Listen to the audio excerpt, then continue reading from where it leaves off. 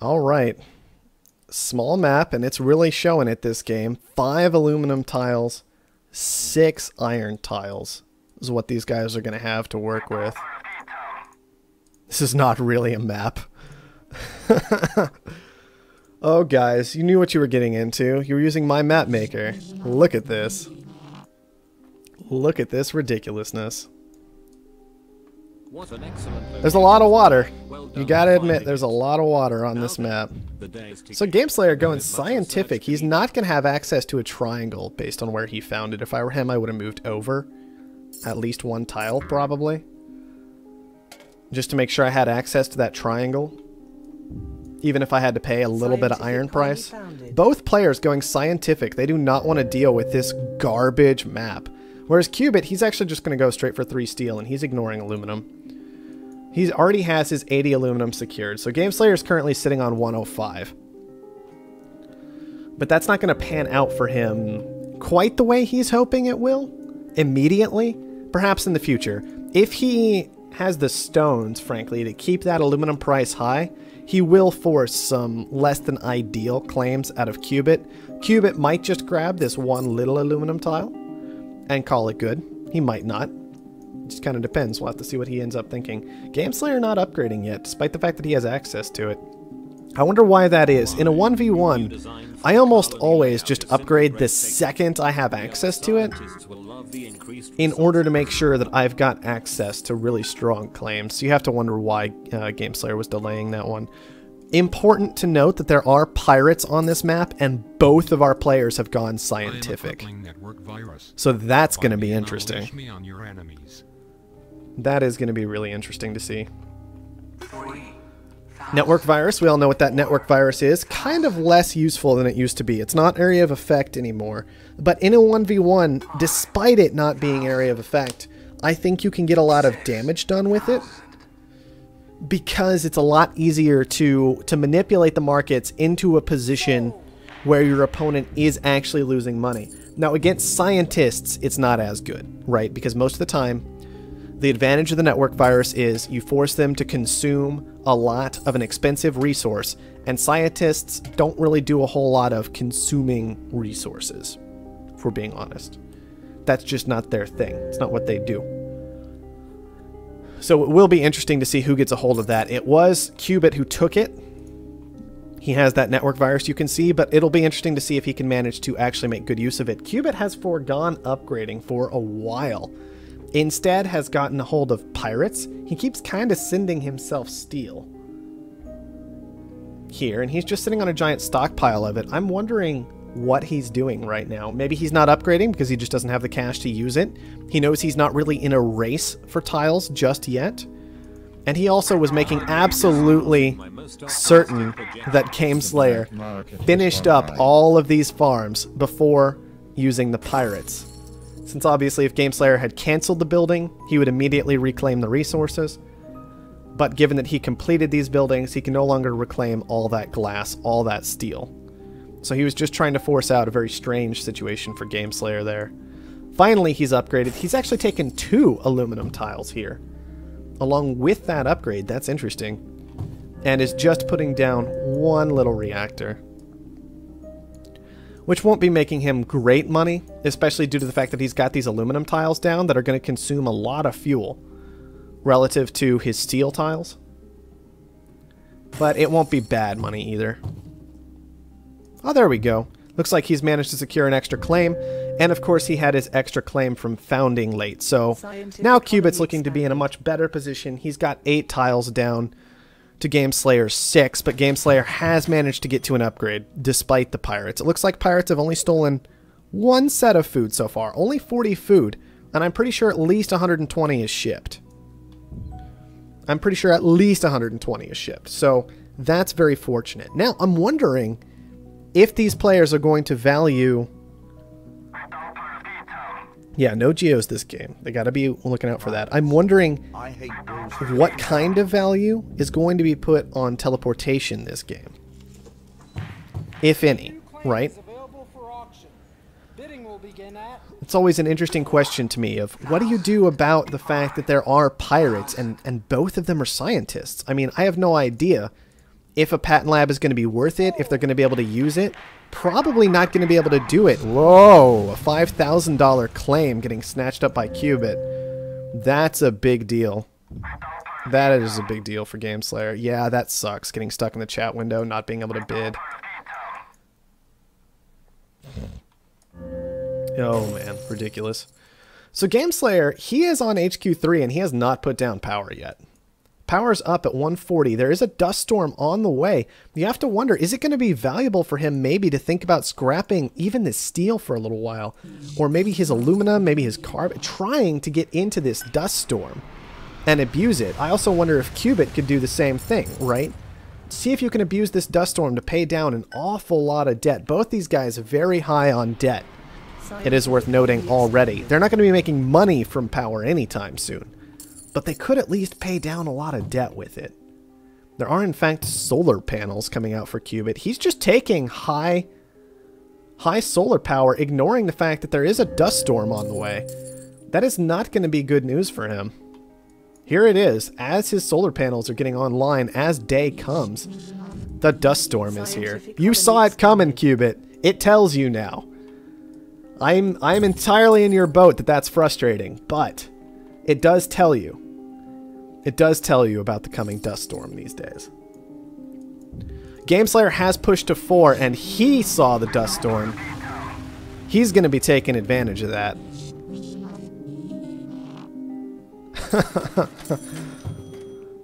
And we'll just have to see. We'll have to see who comes out on top here. This is a lot less claims committed to power for Gameslayer.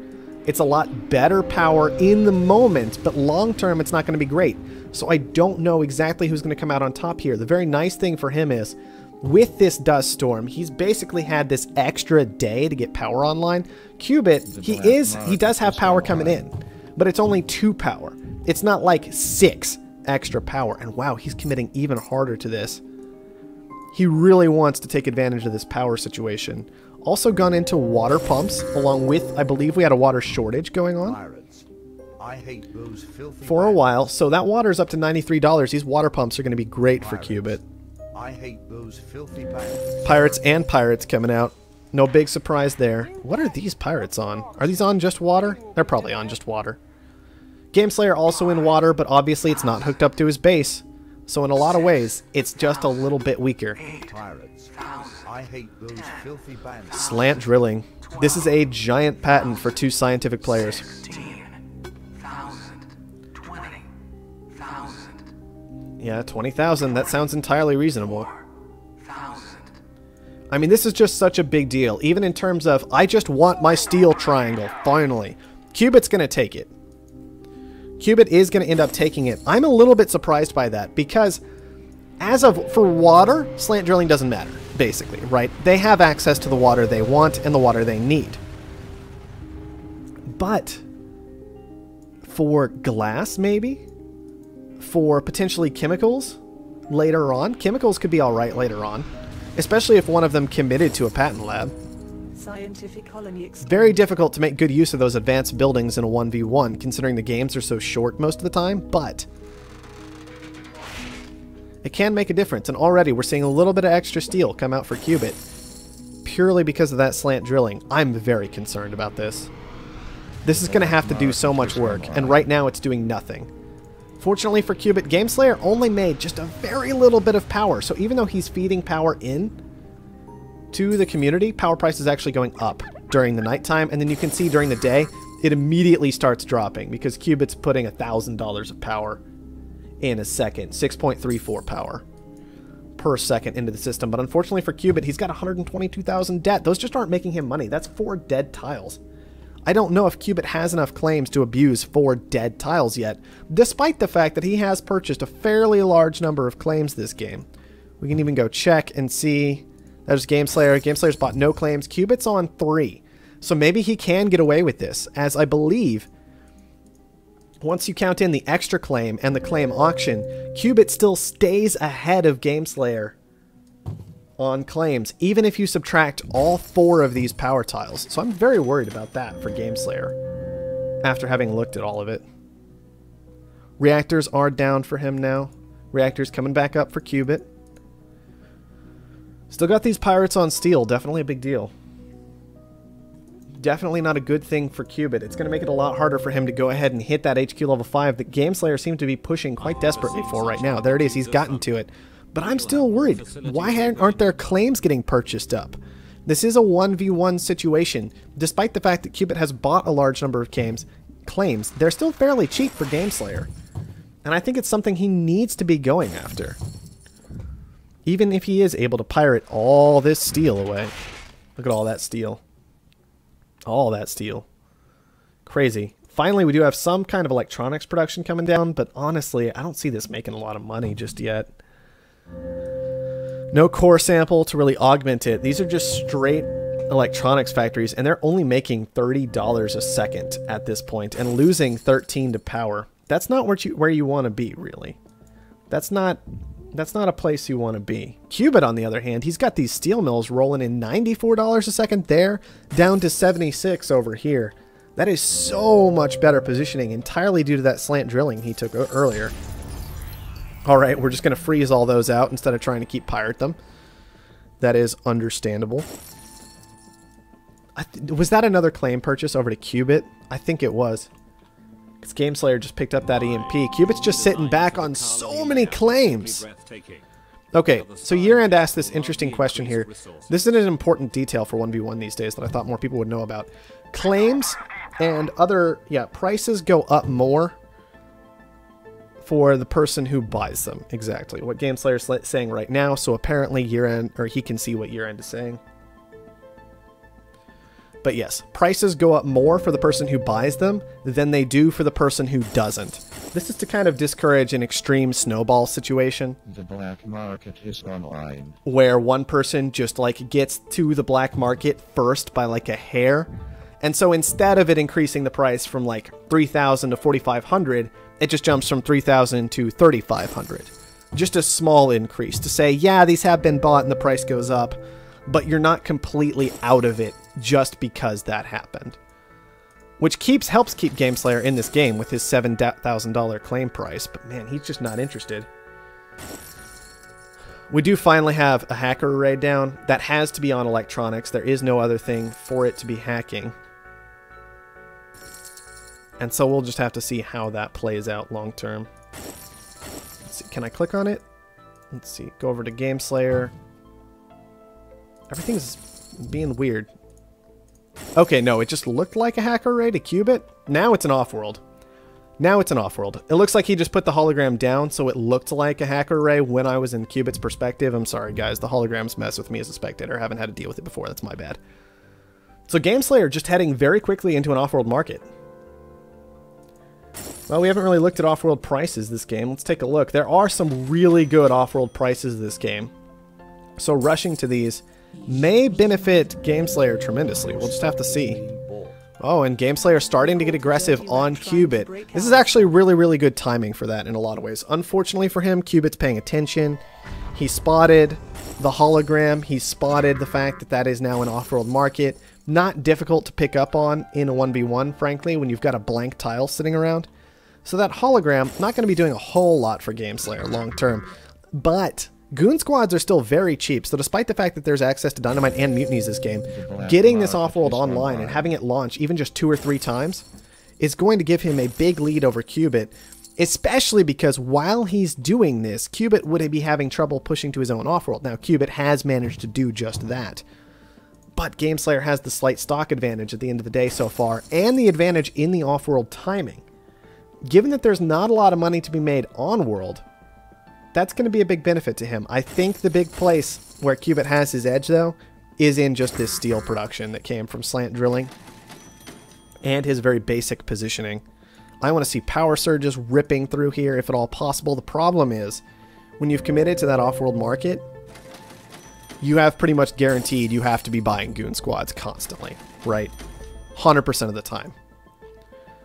A lot of stock buying going on. Gameslayer trying to abuse his edge here. Unfortunately, he is down at that D stock price, and you can see his stock price is tumbling at this point because of his bond rating. Look at that, dropping by 15 cents a second for a little while there. Starting to barely recover now as he gets these launches going and more stock purchased. He's got a serious edge. I just don't know if it's going to be quite enough. Especially with that destock price. That is my big concern here. Cubit absolutely has to get to a launch. Maybe it'll just come too late. Maybe this launch is just going to end up coming just a bit too late to save him. Gameslayer is going to need $106,000. One launch pushes him very, very close to that. About halfway there. Transitioning into chemicals, which is a great idea, given the current state of this game. Dynamite becoming less and less useful by the second, as Cubit has completely destroyed that steel price, and he hasn't taken quite enough of an edge, despite that fact. 10,000 claim, once again, on over to Cubit. Very, very cheap claim in favor of him. Gameslayer perhaps a bit concerned about the fact that he already has that D debt rating, and he does not want his stock price falling even further. Chemical transition is going to be coming out of Cubit now. That's just fine. Finally, a food launch is going to hit. That's going to give him enough money to start fighting back in terms of stock. But you can see Gameslayer immediately hopping up to that 87% with a launch of his own. There's 100% for Gameslayer, and he's just going to take it. That fast Offworld. Well, yeah. No real big surprise. We can even just go. Let's just take a look at resources real quick. We don't need to see that map ever again. 2 launches for Gameslayer. Made him almost as much money as he made on World all game. Just throwing it out there. Obviously, you have to discount the price of that Offworld. And it wasn't cheap. It wasn't cheap at all. I'm kind of curious, though. Cubit selling down steel like crazy. I wonder what would have happened if this hadn't happened in particular. I wonder if Cubit really desperately needed that money, or what the deal was, because it was a fairly straightforward game for Gameslayer. I'm going to make food. Food is going to be good. I'm going to get into power right when there's a dust storm. I'm not going to care about my debt, because my opponent hasn't positioned himself to take advantage of it. It's kind of weird. It feels like both of them were rushing to Offworlds because Offworlds were really strong. But Cubit fell behind and then didn't do anything about it. And because you can perfectly defend an Offworld for a very cheap, just very, very cheap black market with those goon squads, it feels like you have to take some kind of alternate route rather than just going for a late Offworld yourself and hoping it'll pan out. Obviously cheated.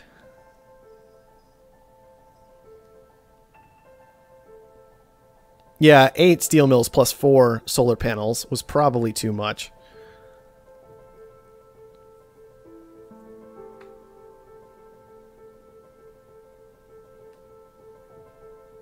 An AI strat. Yeah, this was a very AI type of thing to see, wasn't it? The 4 solar panels up here, that was pretty ridiculous. That might have been where things really started to go downhill for Cubit, especially because we knew that there was that dust storm coming the whole time, and like as soon as his solar panels start coming online, that dust storm hits. That was quite painful. These weren't glass at the end of the game. Interesting.